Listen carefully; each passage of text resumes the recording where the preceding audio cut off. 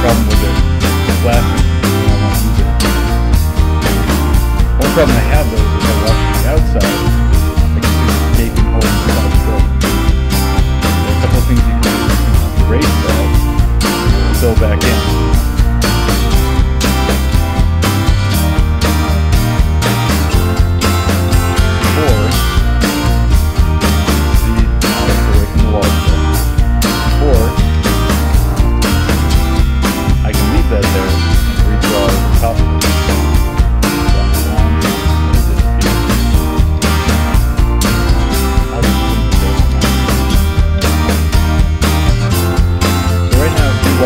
Building, you can see a very large image of this robot cleaner.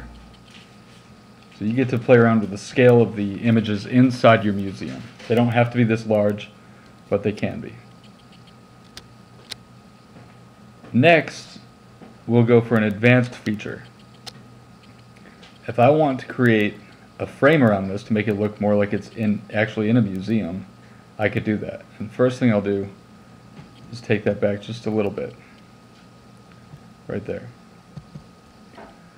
Now, I want to start at the top, middle of the image, and remember, you use the line tool.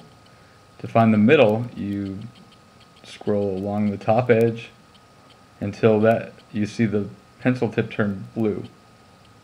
That's how you know you're at the center. I'll click and I'll draw straight out, but I'll have to orbit just a little bit first. Okay, I'll try that again. Alright, you see red, and that's going out toward the center of the room, so that's the direction I want to go. Click, drag down, it'll be blue. Now you have to decide how thick you want this frame to be. I'll go right about here, drag back the other way.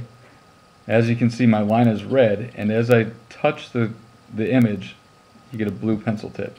Click, drag back to the top. Now I can modify my frame, and I want it tilted in just a little bit. Right now you're creating the profile shape of the frame. So when I create the entire frame, it'll be slanted inward toward the picture. Now I want to select all my edges and use the Follow Me tool to make this entire thing the frame. So I'm going to double click on what looks like the image, hold the Shift button, get the Follow Me tool, still holding Shift. I'll hover above the frame profile and then click.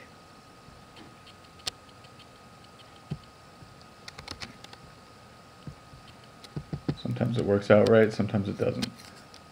So let's modify this a little bit.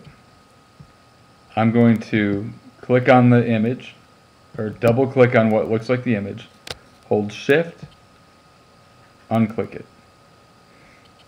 Let's try that again. Nope.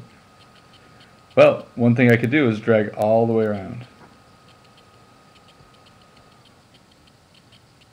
Sometimes you just have to modify as you go. Alright, so I've dragged all the way around using the Follow Me tool. I want to get rid of that leftover piece. You may not have a leftover piece depending on how well this worked out for you. I have to redraw this whole piece.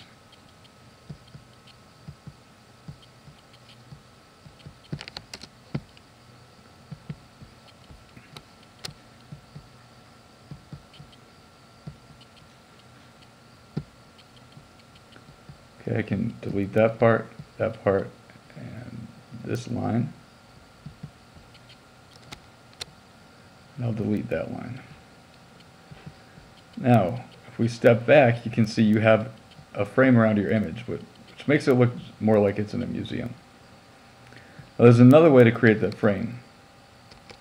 I'll undo everything I just did. Alright, so I'm back to just my profile for the frame now. And in this case, I want to get rid of that rectangle that's on this side of the building. It'll make it look like the image is just floating in space, but it's a little bit easier to do. So I'll go back here, I'll get behind the image. So I've clicked on the image. Clicked on the image, so it's highlighted in blue.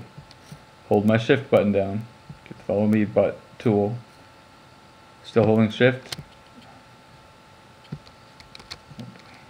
Why is this not?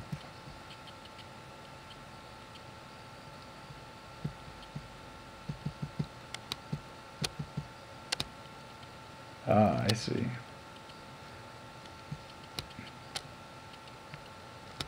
Alright, I need to make sure I've selected all of the edges. And one right there. Okay. Now it should work. Hold shift, follow me, still holding shift, click on it, and it auto creates the frame for you, just from that profile. So now that you have a good looking frame around your image, you can color that in. So let's say I want to use red, which isn't a very good color for a frame, but you can see it better in the image.